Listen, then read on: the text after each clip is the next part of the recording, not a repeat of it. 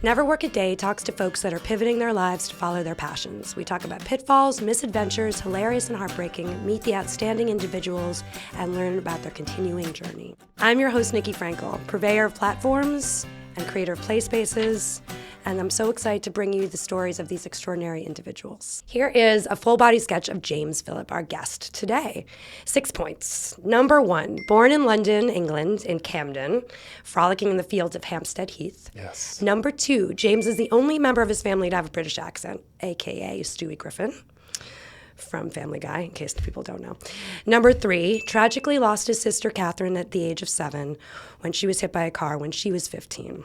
Number 4, he eventually found himself flying across the world as a teenager studying in California. He's been in Brooklyn now for over 10 years. Yeah. Holla, Brooklyn. Number 5, explored his passions for experiences by gallivanting through Burning Man, Glastonbury, a bunch of other places we're not listing, and created retreats for his wildly eccentric friends. Shout out is his to word. my friends. Yay. Number 6. Now James has discovered his superpower in creating spaces for connection guided through the teachings of grief. He goes by the Turbulence Coach, specializing in helping people uncover the magic that exists in life's very shaky transitions. He does this through one-on-one work and group courses. And now that you know all of that, here's James. Hi, James. Hello, Nickey. Hello. Nice to see you. Nice to see you.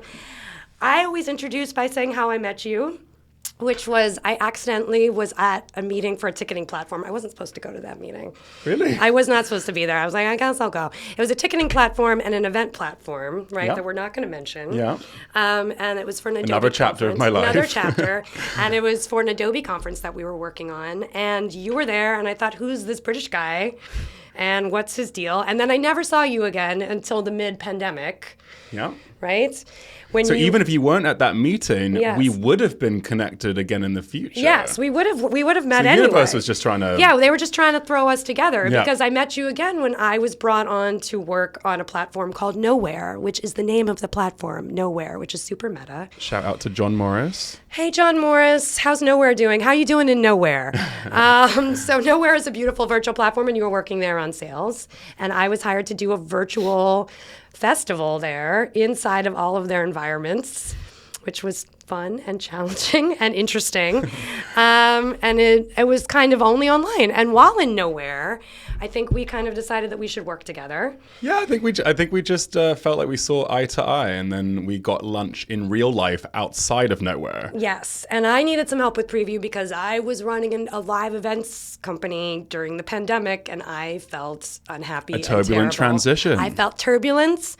I felt like events were over. I didn't know what I was going to do, so I brought James in to help me figure it out and have some conversations, give me a little bit of counseling during my turbulence, Yeah. which was actually very helpful. James was a great cheerleader. Yeah. So thank you for that. Thank you for bringing me on. It was very good. So we're going to get into a little bit of the origin story of James. So you grew up in Camden, Yes. London. Amy Winehouse running around. It was a very grungy place when I was growing up. It's now quite nice. Is It's it not. skyscrapers? Is it? It's a lot of expensive apartments, and they're Yes. trying to hold on to the image that it's still grungy, but it's just not the same. But it was very, you could buy magic mushrooms, and Sweet. that was where you went when you first were discovering weed or whatever you wanted to do as a little kid. So it was a cool place to be right on the doorstep of. Yes. And think about it like if for those New Yorkers, it's like the East Village. It's like if you grew up in Right. the East Village with CBGBs and all the rest. St. Mark's, 100%. St. Mark's is my vibe. And when I lived in London, I loved Camden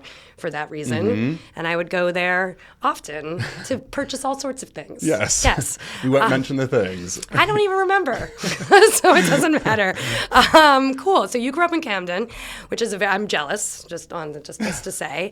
And something happened when you were young that we alluded to, but do you want to speak to that? Yes. So it really is the start of my journey in this work is at the age of 7 years old, as you mentioned. I lost my sister, Catherine.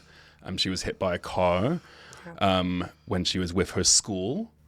And yeah, that was a major shakeup for someone so young. And, when you're that age, many people aren't really in touch with that quality of life, that it is temporary and that you can lose relationships so quickly.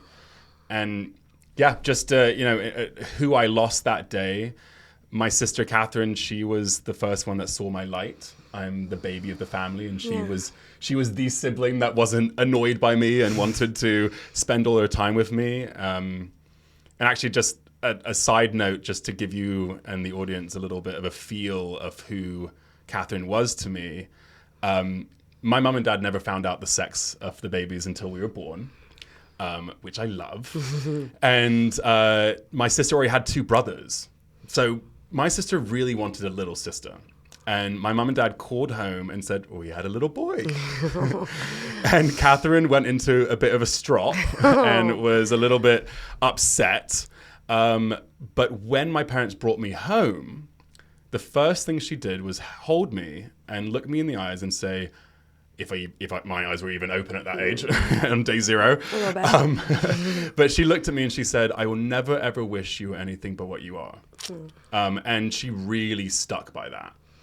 So that was a major, major loss for me. And then everyone in my family lost someone different. And that was the start of my journey in grief.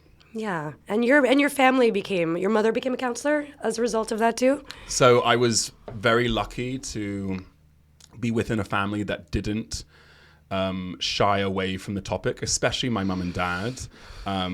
My mother did become a volunteer bereavement counselor at a cancer hospice. Wow.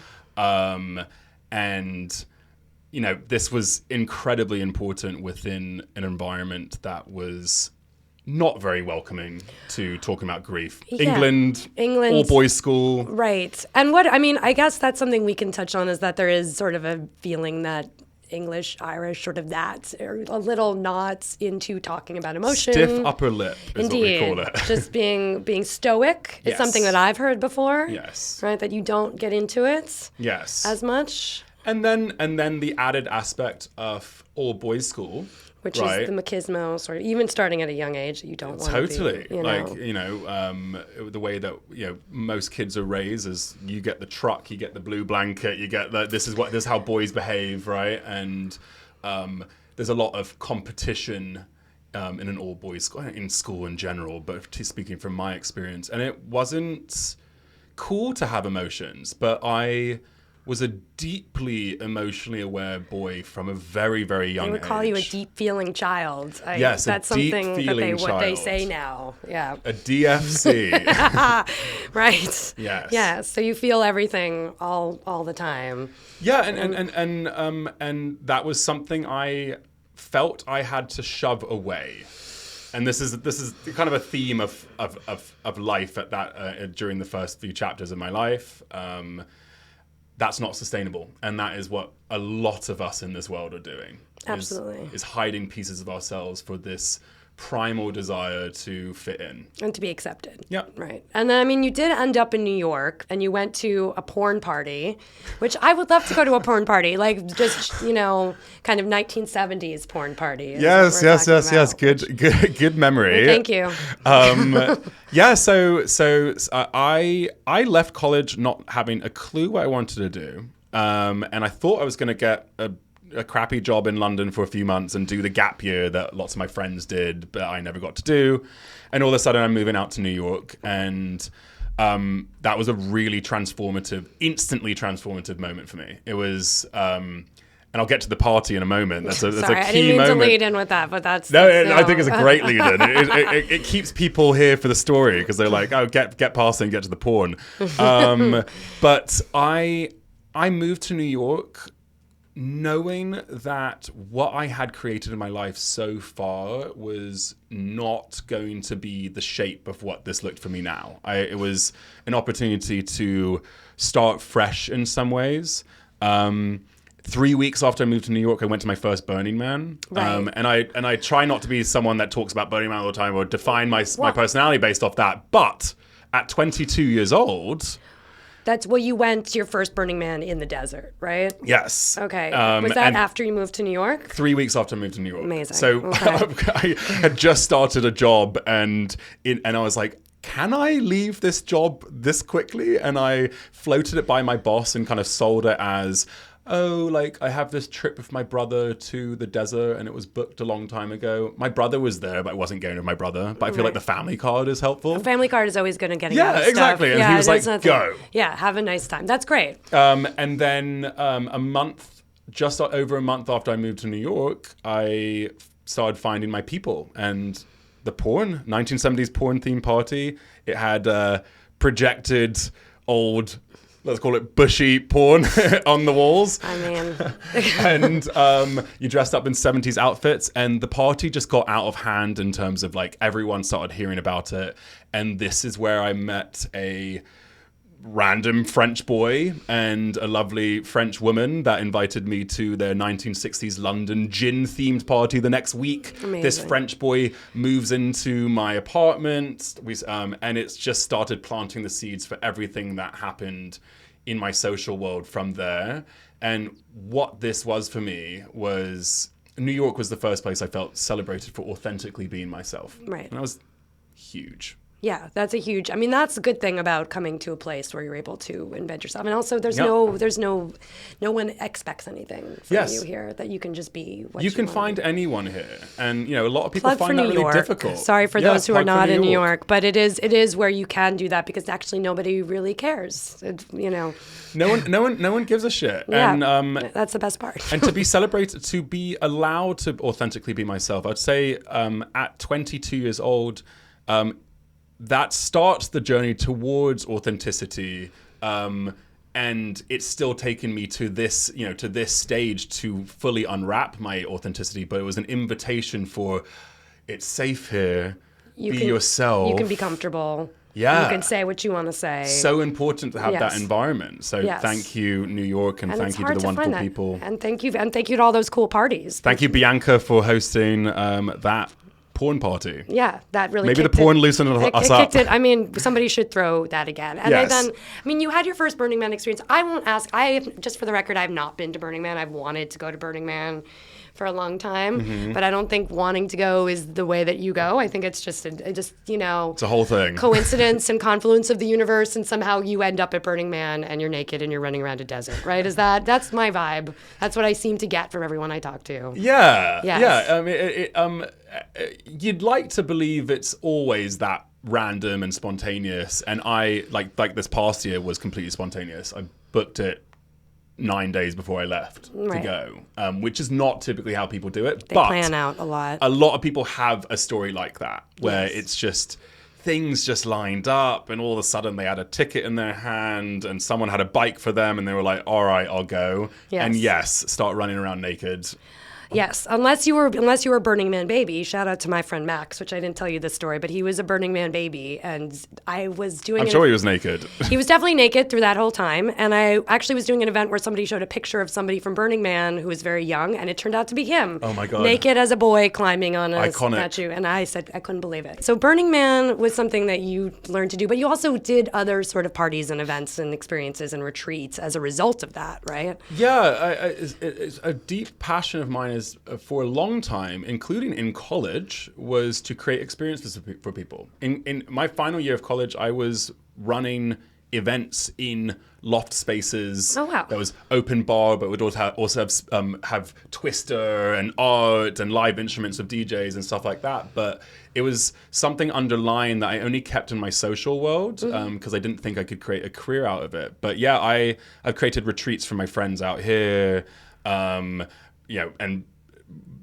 we've done Burning Man now. I've been there 6 times and have been involved in many different projects there. So and that also sort of creating those experiences also made you feel comfortable creating safe spaces for people, right? I mean, that sort of was a gear up towards knowing how people felt comfortable, how people could feel authentic, how they could feel free potentially. Yeah, when I would go to bed dreaming about the festival that I would want to create, it was not about the lineup. The music has to be good, but it wasn't about the lineup. It was about how does someone feel when they walk into the space? Right. So I've always been really, really turned on by that. Just feeling like, when I plan road trips, it's like imagining oh, we're going to be at this place for this sunrise and everyone's going to have goosebumps. And we're going to be talking about it for the rest of our lives. When we're old and we can't jump up and down, we're going to be talking about those memories. So Right. that's something that really kind of triggers me, and it does require being attuned to the human experience and definitely the unique people that you have in your life. Yes, absolutely. And then, I mean, you did, though, I think something that brought you back into grief again through all this ecstasy and hedonism, which we can talk about in a minute, of creating experiences, that you did reconnect with your best friends after a while, right? Actually, yeah, to get back on like how I got to becoming the Turbulence Coach, I've had many key moments, but we'll highlight a few. And what you've just mentioned is freshman year of college. I'm 18 years old. And I found out that a previous best friend, so someone I was best friends with till like 13 years old, and in high school we went into different directions, I found out his mother died of cancer. And this was an opportunity for me to deeply connect with his experience in an empathetic way. I felt so deeply, and I cried for just understanding the environment he was in London, how people wouldn't want to talk about it, the fact he has siblings, I had siblings, and that's very complicated, and with your parents too, is just everyone responds to it differently, and it's hard not to find yourself judging others, and also being judged by others can be really difficult. So a week after his mother died, I wrote him a 5-page letter. Long story short, it ended up being one of the most important things that he had received. And I was his best man at his wedding last year. Oh. So this was an initial teaching of mine to show me that actually grief can be the catalyst for deep, juicy, giggly connection. Like, we have so much fun, but then we're able to drop in and we just have this mutual understanding. I can talk about my sister, he can talk about his mother, and we can giggle away and laugh and do all the things. It's become part of the fold of our relationship that's just made it so strong. Right. I mean, and that, just you writing that letter, you felt inspired to be able to write that much to just in that moment. Yes. And that allowed you to open up a lot. Yeah, probably, and right? it showed me that, oh, actually, I have something, I have a skill, and I have an experience that actually can help others. So from that point, I really started leaning into, wherever I'd see grief, being someone that would not shove it away. Right. When I moved to New York and I started having these jobs, there always was someone that would lose someone at work, and I'd always write them a letter every single time. Even if I barely knew them. So it's just this, like, the little points of difference of like, oh, hey, I see you, I acknowledge you, and I'm not going to tell you that, oh, look on the bright side, why don't you get another dog? Oh, at least you had 50 years ago. And none of that. Do any of that, which yeah. everyone else is doing. Yes, which is platitudes that nobody really. I mean, they're not super. The thought is nice, but the platitude feels inauthentic if we're using that word. Yes. For sure. And then, I mean, grief isn't just. I mean, I think you realized, though, throughout this origin story, that grief isn't just about a death. Potentially, it's just any kind of change or any kind of loss or any kind of even any kind of conflict as well, right? Grief is the natural response to any change or loss in our lives. And that is so helpful for people to receive that label, sometimes for the first time. In my group course, many people come in and say, oh, I'm so lucky I haven't experienced grief. And the group course is for friends to support others. And we cannot show up for others if we are in that place of feeling like there's no way we can understand. Right. And I do not need to lose my mother in order to speak to my friend.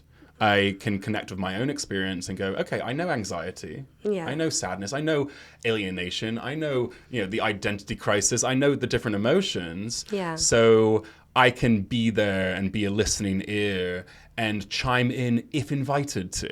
Yeah, and I guess you had one other thing that happened that was a point that you brought up, was that two friends weren't getting along, and you acted as a mediator between them to make that relationship better. Potentially? Yeah, thanks for bringing that up. It was actually such a huge aha moment. So just to preface the story, around 26 years old, I had a quarter-life crisis, is what I label it as. And how I described that moment was the discomfort of the comfort zone now outweighed the fear of the unknown. Right. And it was like, none of this is working. And now the way I'm living my life right now is not an option. Well, and so just for us all to know, how were you living your life? What was uncomfortable? I was in jobs I didn't really care about. I was just kind of, that felt safe. I had health insurance. I was getting promotions, blah, blah, blah. You know, all the kind of things that keep you hanging there. But like, I just didn't care. Right. Apathy. Yeah. And also it was someone else's baby. And it was like, this work feels relentless. I was technically like kind of in a sales role. I was a team lead on the customer success team. So I was dealing with the customers. Customers in event tech are a lot. It's like it's like where do we pause and celebrate? You know, and never. Never. You never pause and celebrate. So I felt that, and then I was in my dating life. I was dating people that from the get-go I was like, if this doesn't work out, it doesn't matter, and that is just against what I believe like life is about. Was that because a general wash of apathy was spilling over sort of everything, was spilling across? No, I would say that was protecting myself. Okay. So, you know, losing my sister so suddenly, some other experiences as a child of kind of sudden loss of relationship and not really understanding. Yeah.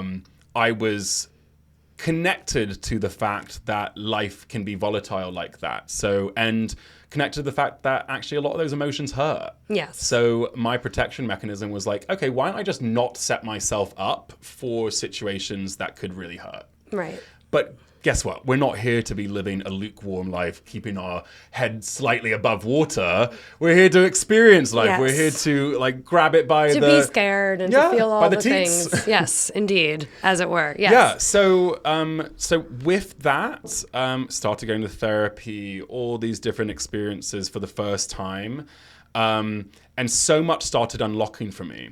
A fun little story is my first therapy session. He gave me a singing teacher because one of the areas that I was upset about was I never did anything with my voice. I sang for the school rock band when I was 13 years old. Cool. Yeah, I sang Lenny Kravitz. I Wow. Want to Get Away and Fly Away. All right. Nothing went wrong. To sing. Yes. Nothing went wrong, but I left that experience being like, I never want to be on stage again. I don't want to do that. I didn't like the feeling.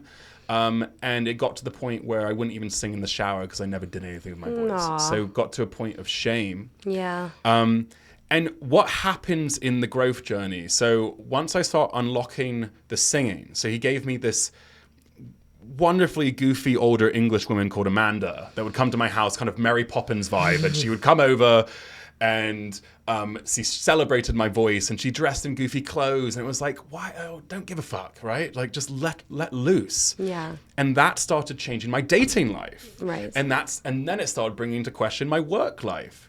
And the big thing I lent into, which you alluded to before I went on this rant, is there was an experience where two very good friends of mine that lived together were in conflict.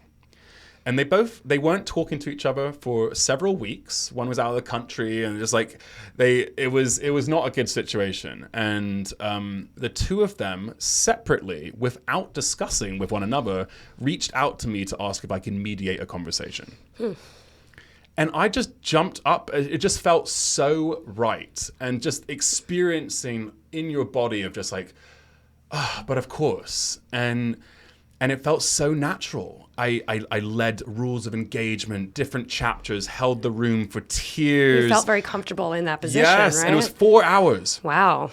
And we ended this experience with them hugging, and then us looking at each other being like, what just happened? And both of them were like, who are you? Yeah. To me. And I was like, who am I? Because you could do it. Because you And I was felt like- comfortable in that. It unlocked all of it, right? And I was like, it's just such a different experience than having friction in workspaces of I never thought I could do anything with my natural skills and the things I was really passionate about, building connection with others, right? And well, it's hard to find applications for that unless something comes up like that. And I didn't have a display of that. My dad was a lawyer, right? Yeah, and his dad was a lawyer. You weren't seeing a lot of that as a career choice necessarily, right? I mean, did the singing also help a little bit too in terms of just feeling more comfortable and just being yourself and being how you are?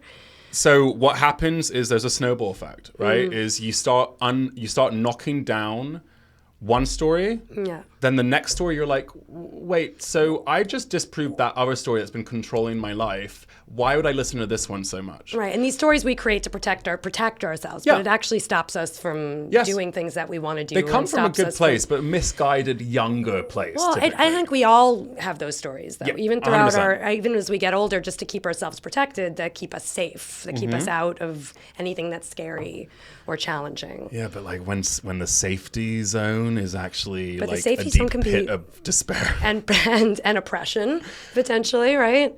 Yeah, it's got a really good branding team. Like it's branded as safe, but actually like it's not sustainable. It eats away at us, and it just gets to that point where we need to be singing our unique song out here. Like what is this whole experience, right? And so absolutely the singing had something to do with this. It was like the fact I was able to think about career after this mediation topic, this mediation exercise, was the fact that I had already started knocking down the stories one by one. And it was like, okay, I now know that what I'm telling myself may not necessarily be true. Right. And that's something that we get really caught in, is we believe our thoughts as facts. And they're not. No. They're not. They often come from other people. They're not even our thoughts. Exactly, which is such an interesting thing. And there's also just stories that we create to keep ourselves protected, or stories that other people create for us. Exactly.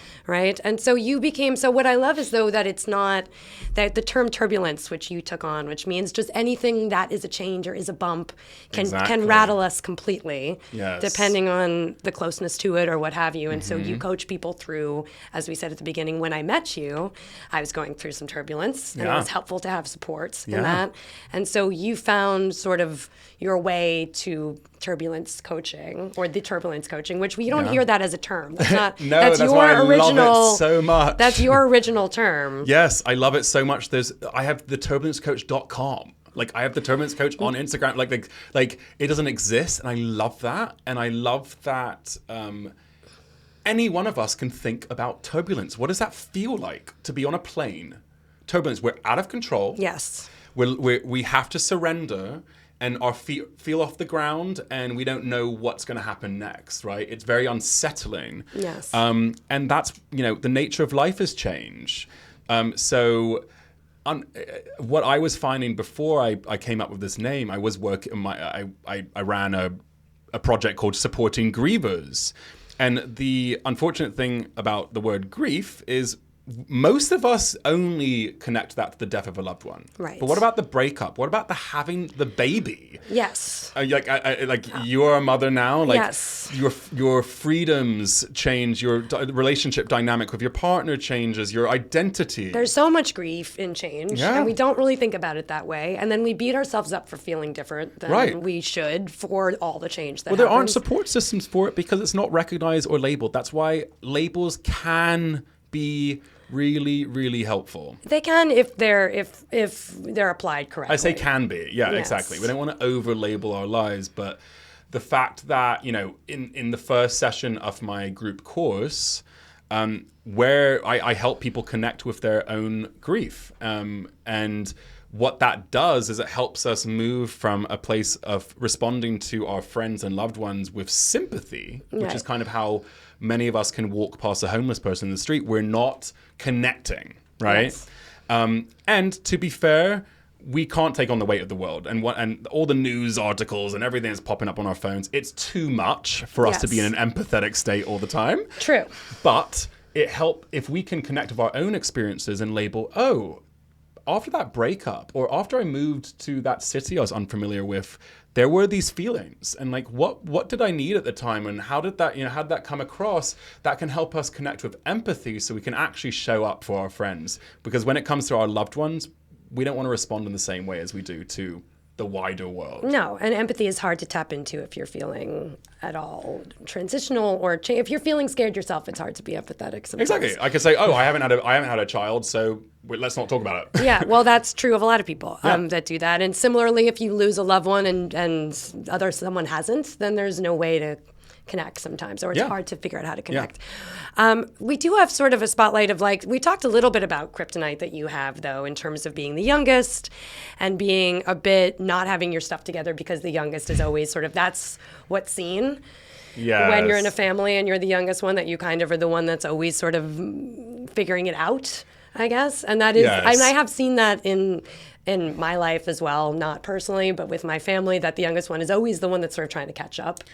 Right, and also is treated as such. Yes. Right? Yes. Is, I'm an adult man, and I am still in some ways the baby of my family. Right. And that is my kryptonite. That this working through this default belief that I don't know what the fuck I'm doing. Right. So I've had to change my relationship to that story. It still is something that pops up, and I just have to like push on through it. But it has led to a lot of procrastination, a lot of stagnation in moving things along. Yeah. And I have to give myself a pat on the back with just the fact I'm like doing what I'm doing and all the things I've done. But it's been hard. Yeah. Because it's your first label, right? It's the first sort of label that you get. Baby doesn't know what he's doing. Baby doesn't know what he's doing. Baby, I mean, that's a hard one to shake off, right? About coaching, I always wonder about people that are coaches. I feel like there was a big swath of people that became coaches. Yeah, everyone and their mother. Everyone and their mother suddenly was a life coach. And it's like, okay, how and why? And is that okay? And are you okay to talk to people about that? And I think we spoke about imposter syndrome before. Last week we spoke about that. And I'm wondering if there's any of that for you, or if you feel like you're just automatically in it and you know what you're talking about in all of this. Yeah.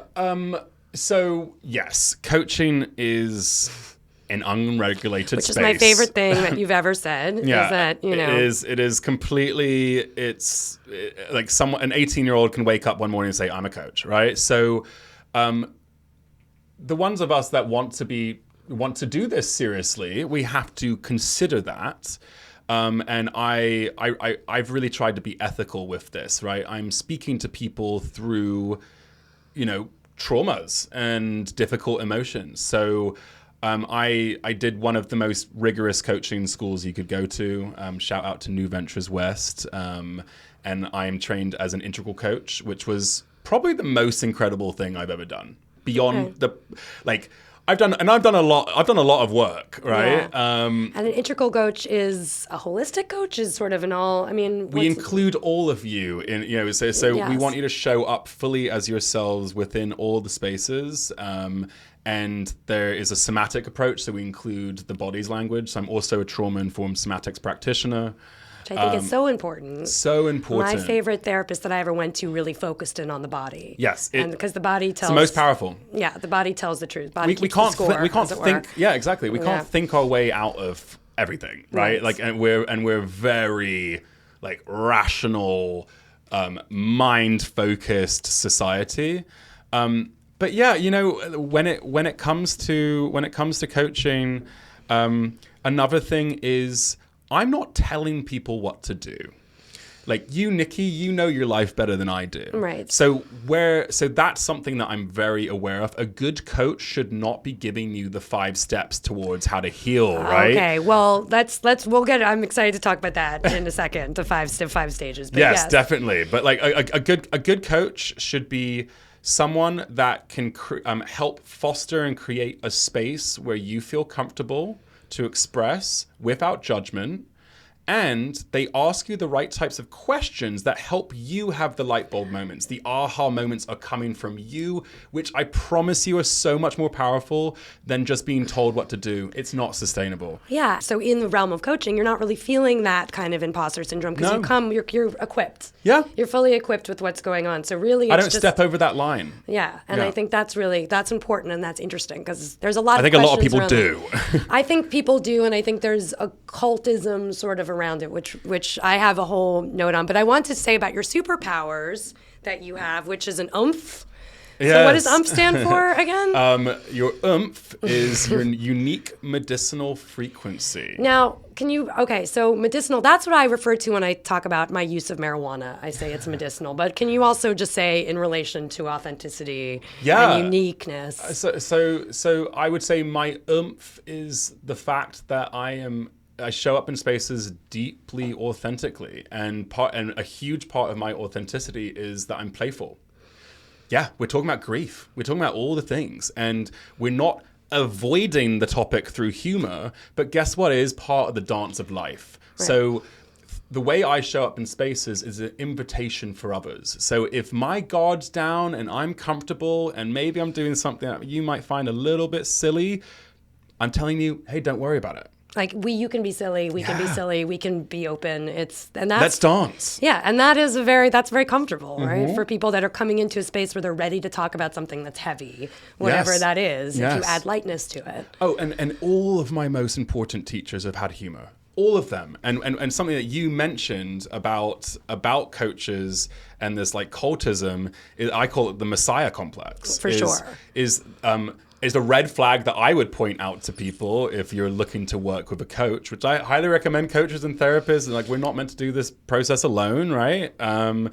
But is the ones that take themselves way too seriously and say, I know this and this, I know everything, follow me, right? And it's like, no, we're still students of life. Well, you should question anyone that says that. You should question because you don't know, because nobody knows everything at all. And so just to talk about this a little bit about ideologies and realities around all of this. So in regard to your spirituality, which I just feel like is something that kind of plays into sometimes authenticity and the rest, that your personality does bleed into your coaching, right? Yes. Your beliefs do bleed into that a little bit. Very much so. You mentioned you're agnostic, so am I. Yes. And that, if we're talking about atheism, I don't know why we touch on atheism, but it's a quick jump, it's a quick skip and hop over to atheism from agnostic. And that atheism is sort of still a belief system because it's essentially it's saying that. Beyond belief, because I think belief can be like faith, right? It's like, and I think that there's something really healthy about, I believe this, but dictating things, just like the Messiah complex. Yeah. If you say, there's no such thing as God, we know nothing. We don't know. We have no idea. No, we're floating on a rock in space, and for us to think that we have a clue of like actually what's happening is ridiculous. And what's great about this is also speaks to your feeling about control. And that also just leads right into it. That part of the reason why we need spirituality, why we need religion or lack of religion is to be able to control something around what goes around us. Somebody goes to a better place. Well, do we know? No, we don't know. We're obsessed with having a grip on this crazy, almost inexplainable life that we have. Right? And, power to you if if religious ideologies have been important to you. If they make you feel better, sure. But it makes sense why it's such a huge thing. It's like when we had no science or technology or all this kind of stuff, you'd look up and be like, "What the hell is happening?" It must be a person throwing a thunderbolt. We have to have a grip on this, right? And it's. We're so obsessive controlled that oftentimes our response to grievers, for example, is like with my sister getting hit by a car, many people would likely go to a place of, what did she do wrong to get hit by the car? Because that would explain why she's not here with us now. Right. Where I could walk out this studio today and a drunk driver just goes onto the pavement. I didn't do something to deserve that, right? No. It's all very random, and random is scary because then there's no control over anything that we do. And death is a great unknown, even for those that believe that have a believe that we have an afterlife and all these, and whatever they believe. The fact is that we haven't seen it. We don't have a grip on it. So we want to create grip around it because otherwise it's just too uncomfortable. And we always have. Yeah. I mean, something you mentioned just before we even had religion was we had mythology, which was trying to tell us and explain away what nature was doing, right? Yeah. So, I mean, we've always wanted to have some kind of control. We're absolutely obsessed. We're programmed to want to be able to do that because otherwise we can't understand the randomness of it, which is why I feel like we need the coping mechanisms around that, and also why people that coach or people that say that they can help end up becoming a bit of these leaders, because people always ascribe a bit of a God complex on folks that say they know what they're talking about. People love to meet someone that just tells them they have the answers. Right. And I'm not going to do that, and I'll suffer on sales or whatever about that. But like, people love that. But you should be careful of anyone that says they have the answers, right? Because they do not. No one has the answers for you. But I mean, that's what I know about grief is the 5 stages, and that's just something I've heard on TV, pretty much, and so sort of just as an application. Right? Yeah, it's the most our culture thing to look at the 5 stages of grief as Bible. Yeah. And Elizabeth Kubler-Ross, who did incredible work in this space, and thank you for the 5 stages, she ended up writing to the world that she regretted the way that it was picked up. It was... And why it's that control. Gospel, right? Cool. Now we've got this step, and we've got this step, and this step, and then I'll be complete. And it's just not how grief works. And unfortunately, for many people, it makes them feel like they're doing it wrong. Yeah, which is a bad application for it. I mean, it's shame attached to grief, and then all the rest. Exactly. So nobody should really follow that. There is another process model that you like, right? Yes. So if you're looking into grief models, one that I really loved, which is a more modern one, is called the dual process model. And essentially what it says is, like every grief model, you have to interact with your grief. You can't drink it away and party the entire time. But it also, what I love about this model is it's realistic. It says, let's oscillate between activities that are restorative, that bathtub, that going out with friends and having a glass of wine, to the grief work, to the counseling, to the therapy, to the journaling, whatever it is. Because dealing with our grief can be a lot, but it's very important, and it's also the way to a happier life. Absolutely. And I mean, you had mentioned that something very nice about your sister in relation to your business. Yes. So my sister is the co-founder of my business, which is something I love to say. It's such a big moment for people when I mention that, because yeah, she's not physically here, but unfortunately, I believe we really create a secondary death. So there's the actual event when we lose someone, and then so often, because the environment's not safe, because we're not safe to express, because the people around us don't want to hear about it, we end up creating a second death, which means that we stop thinking about them. And that relationship can live on with you forever. You know, I've invited this for clients before, and it's so refreshing I was able to ask my mother for guidance in that moment. And actually, I do know my mother and the types of things that she would say, and she's grown with me. And I couldn't imagine my life without my sister today. She's absolutely guided me towards this work. And that's such a lovely point. And I would say our Eleni, who is our co-producer and also who we spoke to last week, James and Eleni were both on a project, on a festival that we produced. What a pleasure. It was wonderful having you both. You're amazing. And you all were on a lunch break, and you started talking, and you asked Eleni a question that nobody asks Eleni. I mean, do you want to... Well, yeah, Eleni mentioned this to me last week. Something that really stuck with her was I asked her what her mother's name was. What that does is it personifies her.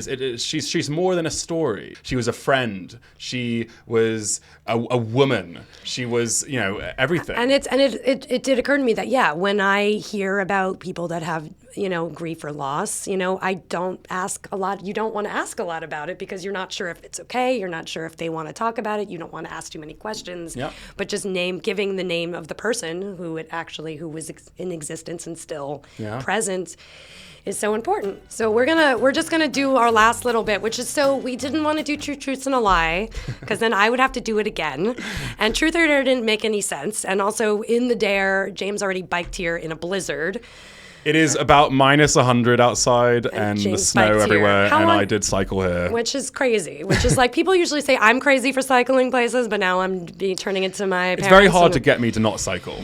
I sometimes feel that way when the weather is nice. It's very convenient. But we are going to do never or work, which is a game we're going to play. So never being not at all, and work being like work, like a positive work. So I'm going to say a couple things, and you can say your response to it, and I'll say, So first off, I would say work. So would you ever do a Zoom without your pants on? I have done Zooms without my pants on and without my underwear on. So work to that. Me too. Dive into the deep end or dip your pinky toe in the pool. Dive into the deep end. Work, me too. Work. Amazing. All right.